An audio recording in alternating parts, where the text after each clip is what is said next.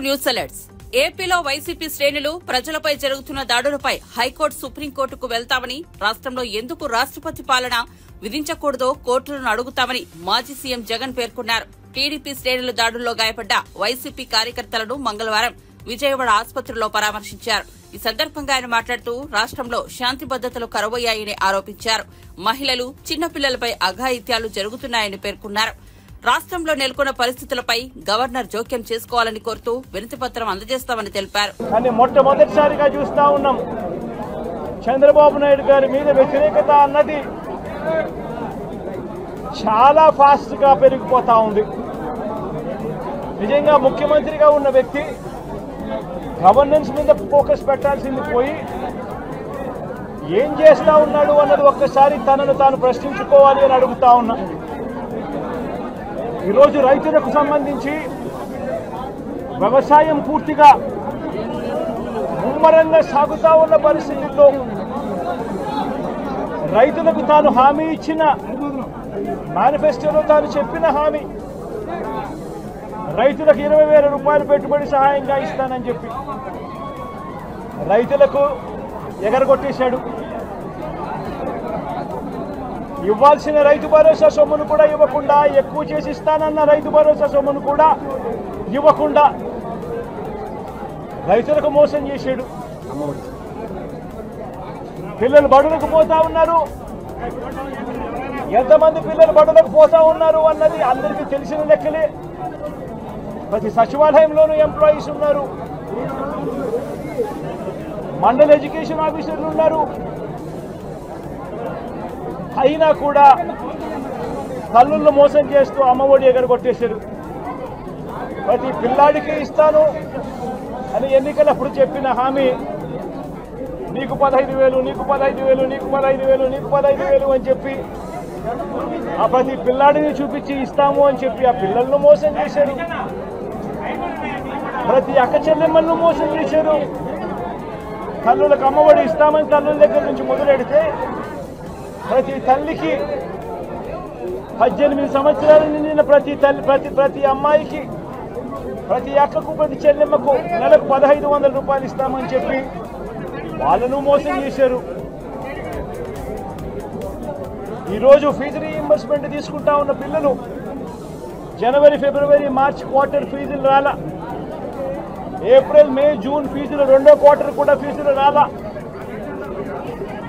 పిల్లలు చదువుకునేదానికి కూడా ఇబ్బంది పడే పరిస్థితిలోకి, ఫీజులు కట్టలేని పరిస్థితిలోకి, కాలేజ్ యాజమాన్యాలు ఫీజులు అడుగుతా ఉన్న పరిస్థితిని ఈరోజు చూస్తూ ఉన్నాం. పిల్లలకు వసతి దీవెన ఎగరగొట్టేశారు. అక్క చెల్లెమ్మలకు సున్నా వడ్డీ కూడా రావాల్సిన సున్నా వడ్డీ కూడా మామూలుగా ఏప్రిల్లో రావాల్సింది, అది ఎగరగొట్టేశారు. ఇవన్నీ కూడా వైఎస్ఆర్ కాంగ్రెస్ పార్టీ ఉన్నప్పుడు జగన్ ముఖ్యమంత్రి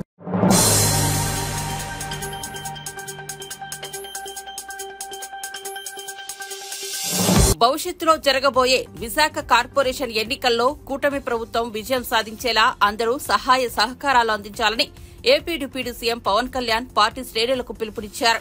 మంగళవారం విజయవాడలోని మంగళగిరి పార్టీ కార్యాలయంలో విశాఖపట్నంకు చెందిన 5 వైసీపీ కార్పొరేటర్లు జనసేన పార్టీలో చేరారు. ఈ సందర్భంగా వారికి కండువా కప్పి పార్టీలోకి ఆహ్వానించారు. ఈ సందర్భంగా ఆయన మాట్లాడుతూ రాష్ట్రం విభజన తర్వాత రాష్ట్రం బలంగా ఉండాలనే లక్ష్యంతో కలిసి పనిచేశామని అన్నారు. వ్యక్తిగతంగా తనకు వైసీపీ శత్రువు కాదని అన్నారు. డిప్యూటీ సీఎం ప్రమాణ స్వీకారం చేసి ప్రభుత్వ బాధ్యతలు తీసుకున్నాక ఇదే ఫస్ట్ జాయినింగ్ అనుకుంటా, పొలిటికల్ జాయినింగ్. నాకు ఇష్టమైన వైజాగ్తో మొదలైంది.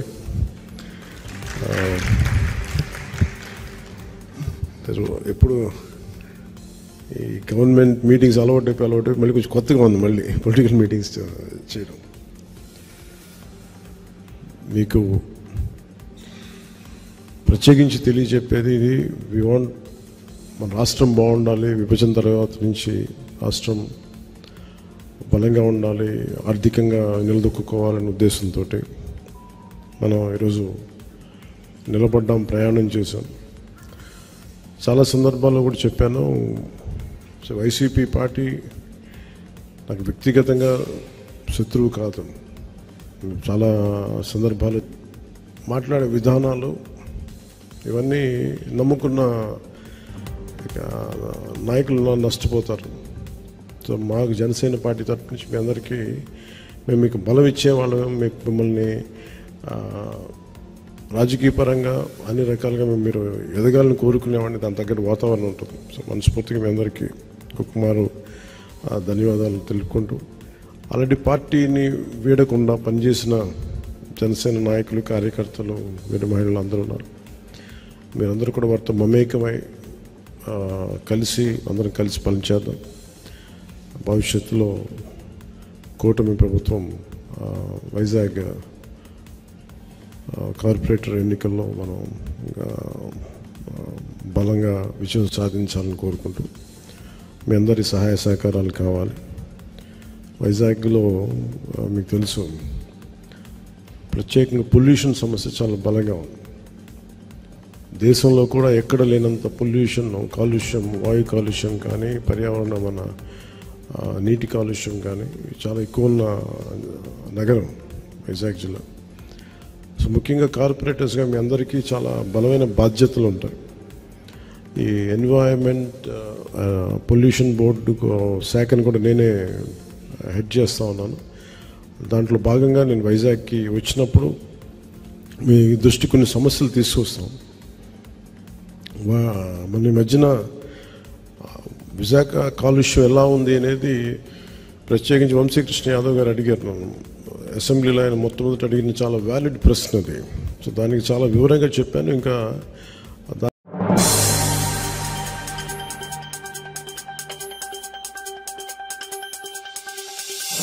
కేంద్ర మంత్రులు కిషన్ రెడ్డి, బండి సంజయ్ కి దమ్ముంటే రాష్ట్రానికి ఐటీఐఆర్ తీసుకొచ్చి ప్రధాని మోదీతో శంకుస్థాపన చేయించాలని పీసీసీ వర్కింగ్ ప్రెసిడెంట్ జగ్గారెడ్డి సవాలు విసిరారు. బీజేపీ నేతలు కేవలం కోతల రాయిళ్లు మాత్రమేనని ధ్వజమెత్తారు. మంగళవారం గాంధీ భవన్ లో ఆయన మీడియాతో మాట్లాడారు. మూసీ ప్రక్షాళన అవినీతి కోసమేనని బీజేపీ నేతలు విమర్శిస్తున్నారు. మరి గంగా ప్రక్షాళన కూడా మోదీ అందుకే చేస్తున్నారా? పనులు చేస్తే డబ్బుల కోసం అంటారు, చేయకపోతే చేయడం లేదు అంటారు. ఇదేం పద్ధతి అంటూ బీజేపీ నేతలపై జగ్గారెడ్డి ఫైర్ అయ్యారు. ఇక అబద్దాలకు తల్లిగారిల్లు కేసీఆర్దేనని జగ్గారెడ్డి ఆరోపించారు. కొందరు లేట్ అయితే, కొందరు ముందు అయితే, అందరు ఒకటేసారి కాకపోవచ్చు.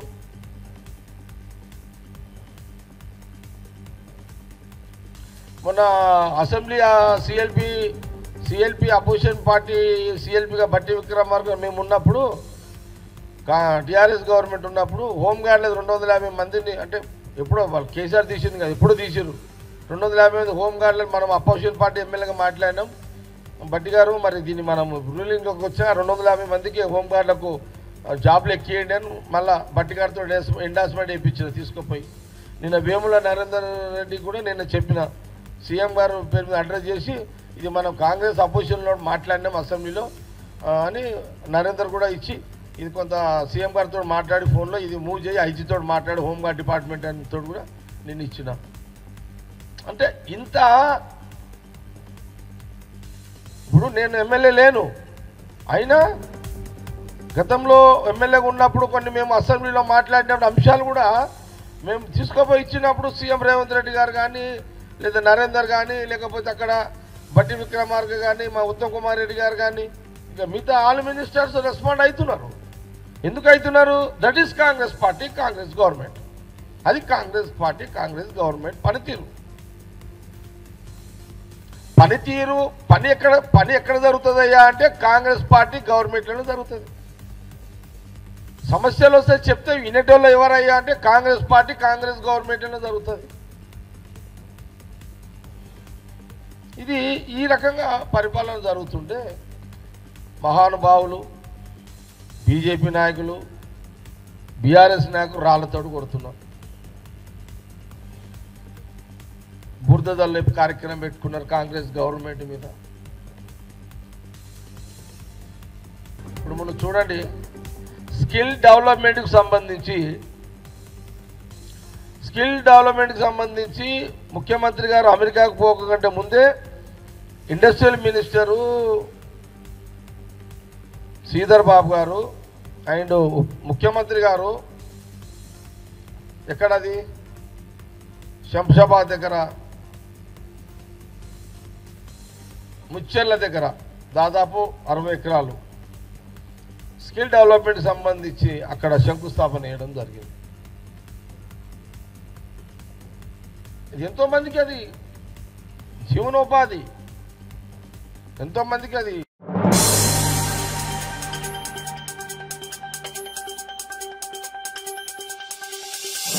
అన్నా క్యాంటీన్లను ఆగస్టు 15వ తేదీ నుంచి ఒకేసారి ప్రారంభిస్తామని మున్సిపల్ శాఖ మంత్రి నారాయణ కీలక ప్రకటన చేశారు.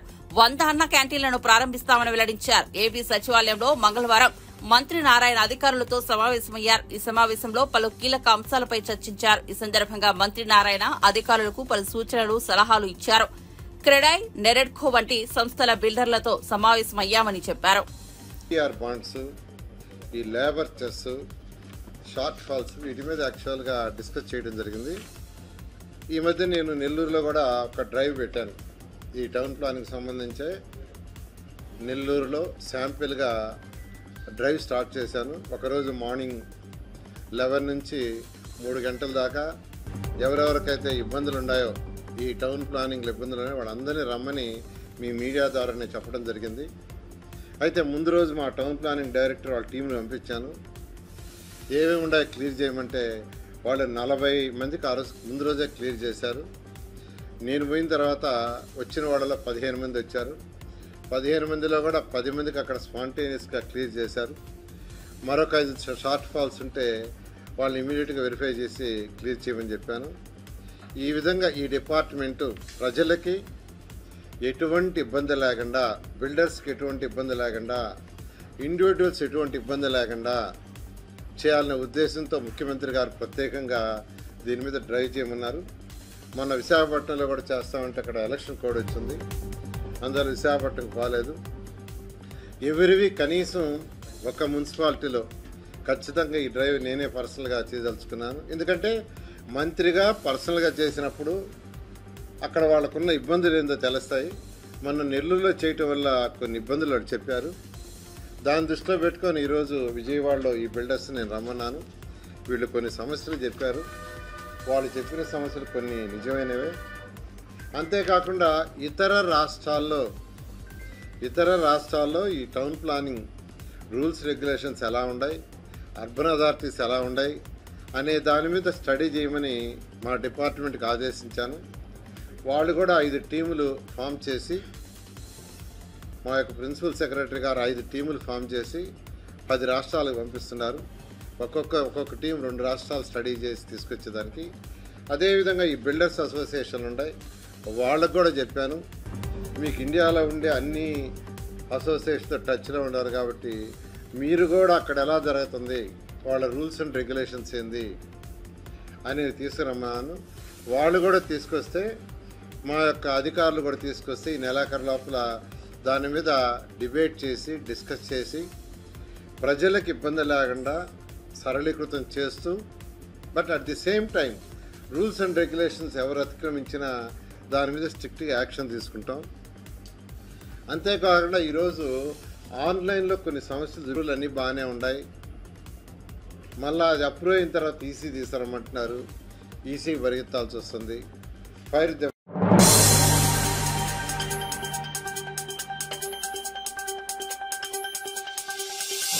ఏపీలో ప్రతిపక్ష నేతగా కూడా ఉండడానికి మాజీ ముఖ్యమంత్రి వైఎస్ జగన్ కు అర్హత లేదని ప్రజలు స్పష్టమైన ప్రజా తీర్పు ఇచ్చినా కానీ ఇప్పటికీ పద్దతిలో మార్పు రావడం లేదని జలవనరుల శాఖ మంత్రి నిమ్మల రామానాయుడు విమర్శించారు.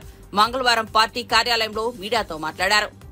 వాళ్ళకి మేము డైరెక్షన్ ఇస్తే మా డైరెక్షన్ ప్రకారం 1వ తారీఖున మరి 14,000 క్యూసెక్కులు పంపించడం జరిగింది. 2వ తేదీన 15,000 క్యూసెక్కులు పంపించడం జరిగింది. 3వ తేదీన చూస్తే 12,000కి మళ్ళీ పడిపోయినటువంటి పరిస్థితి. 4వ తేదీన దాన్ని 10,000 క్యూసెక్లకి తగ్గిపోయినటువంటి పరిస్థితి. నిన్న గట్టిగా ఫైట్ చేస్తే మళ్ళీ ఈరోజు 11,000కి కొద్దిగా రేట్ చేస్తున్న పరిస్థితి. అంటే ఇక్కడ ఎస్సీ కూడా నిర్లక్ష్యం. అంటే ఏదైతే ఆయన రేపు కృష్ణా నుంచి ఎగువ నుంచి వరద నీరు పెద్ద ఎత్తున వస్తుంది కాబట్టి ఆల్రెడీ పట్టిసీమ నుంచి మళ్ళీ వాటర్ తోడుకుని మళ్ళీ వెయిట్ చేసే కంటే పట్టిసీమ పంపుల్ని నిలుపుదల చేయడం జరిగింది. ఓకే, ఎందుకంటే ఖర్చుతో కూడింది కాబట్టి మనకి గ్రావిటీ మీద పైనుంచి వాటర్ వస్తూ ఉంది. అంచేత ఏదైతే పట్టిసీమ వాటర్ ఆగి లోకల్ క్యాచ్మెంట్ వాటర్ కూడా రానిటువంటి స్థితిలో చాలా క్లియర్గా పులిచెంతల నుంచి డ్రా చేసుకుని ఆ వాటర్ వచ్చేంత వరకు కూడా ఏదైతే ఇక్కడ ప్రకాశం బ్యారేజ్లో ఉన్నటువంటి వాటర్ని అతను యూటిలైజ్ చేసుకోవచ్చు. కానీ ప్రకాశంలో ఉన్నటువంటి వాటర్ని యూటిలైజ్ చేసుకోవడానికి కూడా 2 రోజులు డిలే చేసి అతను అక్కడ ఏదైతే కెనాల్స్కి వెళ్ళేటువంటి వాటర్ని తగ్గించడం జరిగింది. తర్వాత ఈ యొక్క ప్రకాశం బ్యారేజ్లో ఉన్నటువంటి వాటర్ని అతను డ్రా చేసుకున్న టైంలో పులిచింతల నుంచి కూడా డ్రా చేసుకోవాలి.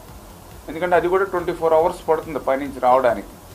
అది కూడా డిలే చేశాడు. దానివల్ల ఏమైంది, ఇక్కడ హెడ్ వాటర్ తగ్గింది, పైనుంచి వాటర్ నిన్నటికి కానీ అందుకోనిటువంటి పరిస్థితి. అందుకే సీరియస్గా ఇప్పుడే సెక్రటరీ గారితో కూడా డిస్కషన్ చేసాం. ఎవరైతే ఇంత నిర్లక్ష్యంగా నిర్లిప్తంగా సమృద్ధిగా నీరున్నప్పటికీ కూడా ఈ యొక్క ఈస్ట్ కెనాల్ కానీ వెస్ట్ కెనాల్ కానీ పంపించడంలో నిర్లక్ష్యించినటువంటి ఎస్సీని ఎవరైతే ఉన్నారో అతను ఇమ్మీడియట్లీ ఈఎన్సీకి సరెండర్ చేయమని చెప్పడం జరిగింది.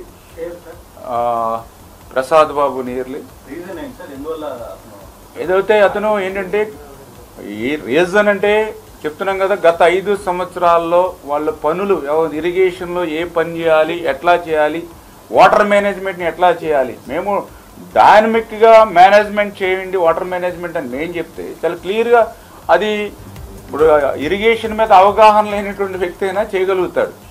ఏదైతే ఇప్పుడు east canal west canal water పంపించాలని అనుకున్నప్పుడు యాక్చువల్గా పులిచింతల నుంచి డ్రా చేసుకుని వాటర్ని మనం క్లియర్ చేసుకోవచ్చు కిందకి. కానీ అక్కడ పులిచింతల నుంచి డ్రా చేసుకోలేదు. ఇటు ఏదైతే ఈ 2 రోజులు ఆలస్యంగా ప్రకాశం నుంచి వాటర్ తీసుకున్నాడు. దీనివల్ల ఇది హెడ్ డౌన్ అయింది, వాటర్ లెవెల్ తగ్గింది. అంటే ఏదైతే చాలా క్లియర్గా అంటే ఈ యొక్క నిర్లక్ష్యంతో ఎవరైతే ఉన్నారో అటువంటి అధికారులని ఉపేక్షించేటువంటి పరిస్థితి ఉండదు. ఎందుకంటే మా ప్రభుత్వం లక్ష్యం ప్రాధాన్యత వేరు, గత ప్రభుత్వం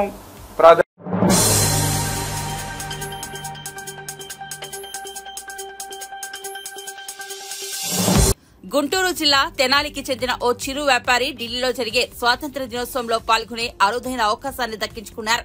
తెనాలిలోని బాలాజీరావుపేటకు చెందిన చిరంజీవి పానీపూరి బండి నడుపుతూ జీవనం సాగిస్తున్నారు. ఈ నెల 15న నిర్వహించనున్న స్వాతంత్ర్య వేడుకల్లో పాల్గొనాలని రాష్ట్రపతి ద్రౌపది ముర్ము నుంచి ఆయనకు ఆహ్వానం అందింది. జాతీయ పట్టణ జీవనోపాధి మిషన్ కింద తెనాలి పురపాలక పట్టణ పేదరిక నిర్మూలన విభాగం ద్వారా ఆయన రుణం పొందారు. తీసుకున్న రుణాన్ని సకాలంలో చెల్లించారు. అది కూడా డిజిటల్ రూపంలో నగదు లావాదేవీలు నిర్వహించడంతో చిరంజీవికి ఈ ఆహ్వానం అందింది. మెహ్మా సహకారం వల్ల అధిక వడ్డీలకు అప్పులు తెచ్చుకోవాల్సిన అవసరం తప్పిందని చిరంజీవి తెలిపారు.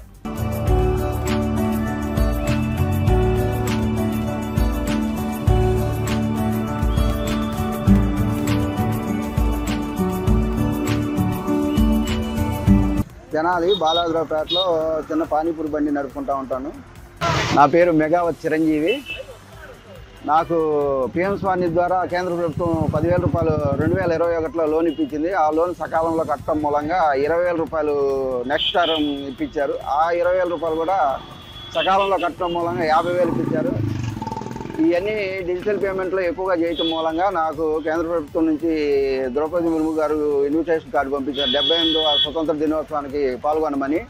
నన్ను స్టేట్ వైడ్లో ఒక్కడిగా ఎంపిక చేసినందుకు నాకు చాలా సంతోషకరంగా ఉంది.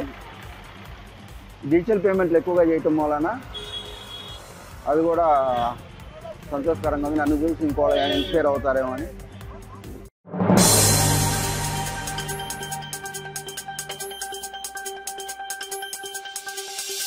తెలంగాణపై ఢిల్లీ నుండి కుట్ర జరిగే అవకాశం ఉందని బీఆర్ఎస్ నేత ఆర్ఎస్ ప్రవీణ్ కుమార్ సంచలన వ్యాఖ్యలు చేశారు. తెలంగాణ సిద్ధాంతకర్త ప్రొఫెసర్ జయశంకర్ జయంతి సందర్భంగా తెలంగాణ భవన్లో జయశంకర్ విగ్రహానికి పూలమాలలు వేసి బీఆర్ఎస్ నేతలు నివాళులు అర్పించారు.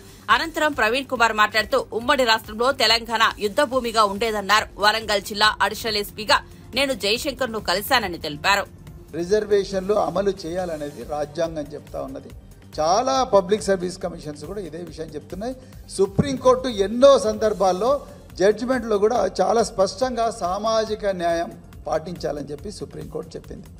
కానీ ఇవాళ తెలంగాణ ప్రభుత్వం, తెలంగాణ పబ్లిక్ సర్వీస్ కమిషన్ ఈ ప్రాథమిక సూత్రానికి, రాజ్యాంగబద్ధమైన సూత్రానికి తూట్లు పొడుస్తూ ఉన్నది. దానివల్ల చాలామంది నిరుద్యోగులకు అన్యాయం జరుగుతున్నది.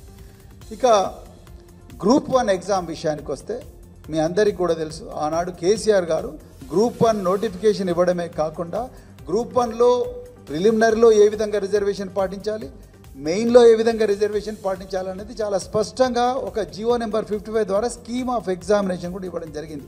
కానీ ఈరోజు రేవంత్ రెడ్డి గారి ప్రభుత్వం నిరుద్యోగులను ఆదుకుంటామని చెప్పి జాబ్ క్యాలెండర్ ఇస్తామని చెప్పి నిరుద్యోగులను మోసం చేస్తూ నిరుద్యోగుల్లో సామాజిక న్యాయం కూడా పాటించకుండా, రాజ్యాంగం చెప్పిన ఇవి పాటించకుండా జియో 29 తీసుకొచ్చి, దానికి ఉదాహరణకు మీకు గ్రూప్ 1లో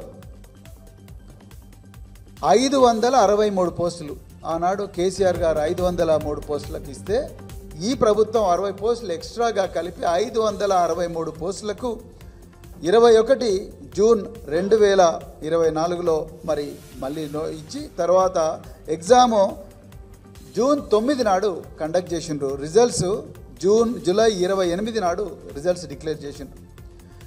టోటల్గా ఈ ఎగ్జామ్కు ఆ పరీక్ష రాసిన అభ్యర్థుల సంఖ్య 3,02,172 మంది.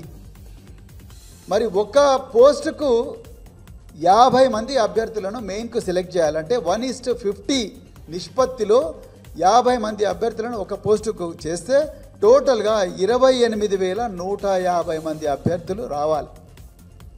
28,150 మంది అభ్యర్థులను కేసీఆర్ గారు తలపెట్టిన జియో 55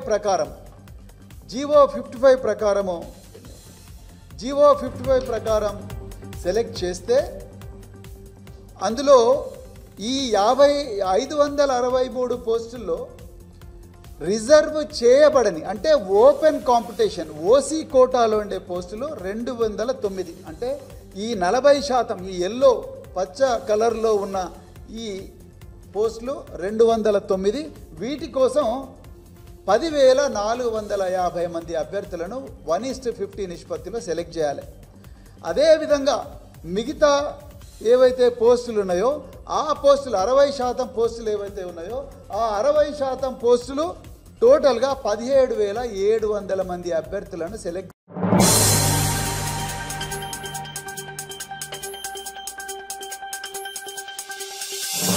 బీజేపీ నేతలు నల్లపిల్లుల్లా ప్రతి మంచి పనికి అడ్డం పడుతున్నారని, వారు రాష్ట్రానికి చేసిందేమీ లేదని, 10 ఏళ్లు ఒక్క పైసా కూడా ఇవ్వలేదని పీసీసీ మీడియా కమిటీ చైర్మన్ సామా రామ్మోహన్ రెడ్డి అన్నారు. గాంధీభవన్ లో మీడియాతో మాట్లాడిన ఆయన సీఎం విదేశీ పర్యటనపై ప్రతిపక్షాలు చేస్తున్న ఆరోపణలపై స్పందించారు. ఆయన మాట్లాడుతూ రాష్ట్రానికి పెట్టుబడులు తేవడానికి సీఎం రేవంత్, మంత్రి శ్రీధర్ బాబు సహా అధికారుల బృందం విదేశీ పర్యటన చేస్తుందని, ఇందులో కాగ్నిజెంట్ విస్తరణలో తొలి సక్సెస్ సాధించిందని, టైర్ 2 సిటీలో కూడా కాగ్నిజెంట్ బ్రాంచ్లు ఏర్పాటు చేసేలా ఒప్పందం జరిగిందని తెలిపారు. ఒక గడియారంలో 12 ముళ్ళు 12 మొత్తం 360 డిగ్రీలు ఎట్లుంటాయో అన్ని రంగాలను కూడా అట్లనే తిరుగుకుంటా మరి ఈ రోజు ఒక పాజిటివ్ వాతావరణం తోటి సక్సెస్ రేట్ తోటి ముఖ్యమంత్రి గారు ముందుకు తీసుకొని పోతా ఉండు. ఈ అంశాలని మంచి పనులని మరి కాంగ్రెస్ పార్టీ చేసుకుంటే బీజేపీ ఈరోజు పిల్లి అవతారం ఎత్తింది. ఇది ఏంటిది అనంటే వాళ్ళు ఇయ్యరు, మనం చేసేటోని చేయనియరు. ప్రగతి పదంలో సరే నువ్వంటే కేంద్రంకి వచ్చి మనం ఎన్నో రిప్రజెంటేషన్స్ ఇచ్చినాం. ముఖ్యమంత్రి గారు అదే విధంగా మంత్రులతోటి కలిపి పోయి మాకు గీగి పనులున్నాయి సార్, తర్వాత విభజన చట్టంలో హామీలు రావాలి, తర్వాత మూసీ రివర్స్మెంట్ కి సంబంధించినటువంటి మాకు ప్యాకేజ్ కావాలి, పాలమూరు రంగారెడ్డికి మాకు ప్యాకేజ్ కావాలి, లేకపోతే RRR కి మాకు మీరు ఇవ్వాల్సినటువంటి బాధ్యత ఉంది. ఇవన్నీ అంశాలను గుర్తు చేసి స్కిల్ యూనివర్సిటీ ఒకటి పెడుతున్నాము. అన్నింటినీ కూడా మనం ఈ రాష్ట్రంకి వచ్చి ఏం చేయబోతున్నామో పారదర్శకంగా 4 అడుగులు కిందికి పోయి, గతంలో ఏం చెప్పేటోళ్ళు బీజేపీ వాళ్ళు, మీరు అడుగుతే కదా మాకు తెలిసేది అనేటోళ్ళు. మరి అడుగుడు కాదు, మొత్తం మంత్రివర్గాలతో కూడా పోయి వినతి పత్రాలు మనం ఆడ ఇచ్చినాక కూడా మన బడ్జెట్ లో మనకి ఏమి ఇచ్చారు అంటే మొండి చేయి చూపించినటువంటి సంగతి మన అందరికీ తెలిసిందే. అయినప్పటికీ ఇక మంచో చెడో మనం అడగడం మన బాధ్యత, ఇయ్యడం ఇయ్యకపోవడం అనేటటువంటిది వాళ్ళ విచక్షణకు మనం మొదలు పెడదాం.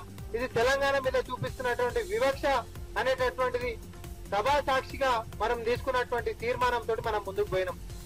అయితే దీని మీద బీజేపీ నేతలు ఏమని మాట్లాడతారు, స్కిల్ యూనివర్సిటీ పెడతానంట భూ కుంభకోణాలు మనం చేస్తున్నామట బండి సంజయ్ గారు మాట్లాడతారు. ఏమైనా అర్థం పడదాం ఉందా?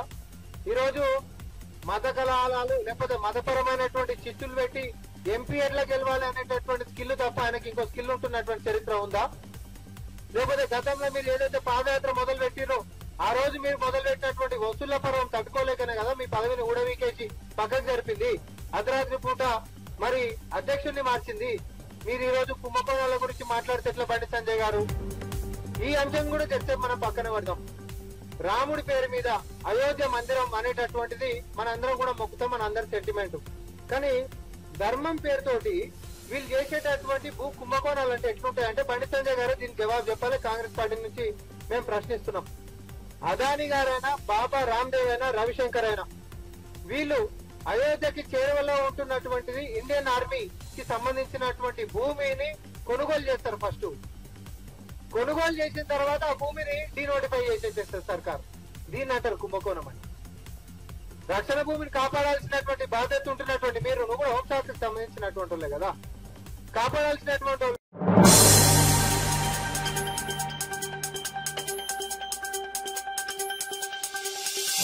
కలియుగ ప్రత్యక్ష దైవం వెంకటేశ్వర స్వామిని దర్శించుకునేందుకు భక్తులు వివిధ ప్రాంతాల నుంచి తిరుమలకు తరలివస్తున్నారు. టోకెన్లు లేని భక్తులకు 6 గంటల్లో సర్వదర్శనం కలుగుతుందని టీటీడీ అధికారులు వివరించారు. స్వామివారిని 63,095 మంది భక్తులు దర్శించుకోగా 23,127 మంది తల నీలాలు సమర్పించుకున్నారు.